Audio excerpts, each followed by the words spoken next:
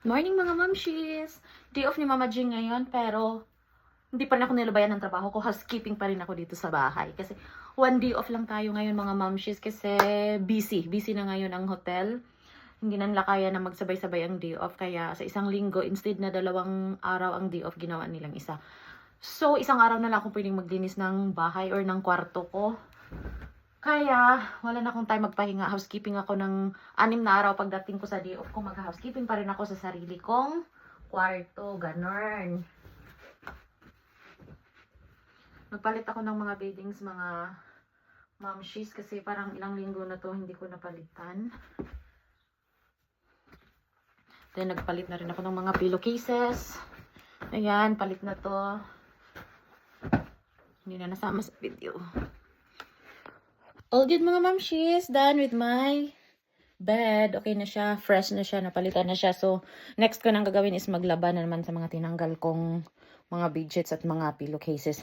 So, mahirap din mga mamshis na isa lang ang day off. Although, maganda siya pagdating ng sahuran kasi mas marami yung oras.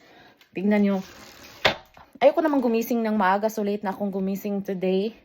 Then, maglinis, ganun. Parang konti na lang yung magiging pahinga mo. Yun lang, maganda nga kung mukhang pera tayo, mas gustuhin natin yung ganitong situation na one day off lang tayo. Ganon dito sa New Zealand kasi per hour yung sahuran. Kaya, so more hour tayo this week. Pati next week, isang day off lang din kami. Pero yun nga lang, wala ka masyadong pahinga. Unlike kasi pag 2 days off ka, yung isang araw pwedeng itulog mo ng buong araw, tapos tsaka ka na, the next day, dun ka na sa second day off mo, dun ka nagagawa ng mga trabaho, ganon. Ngayon, wala.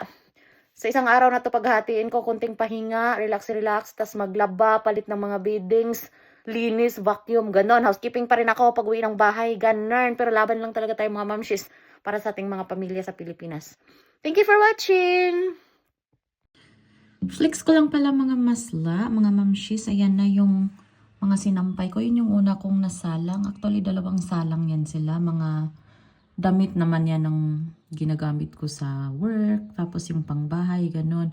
Bali, 1 linggong labada din yan. Ayan, mga medyas, uniforms. And then, hindi pa kasama dyan yung tinanggal ko na beddings kasi isasalang ko pa lang sila sa washing ngayon. 1 salangan din yung mga yun. Kaya medyo malapit na akong matapos. So vacuum na lang ang kulang at dusting. All good!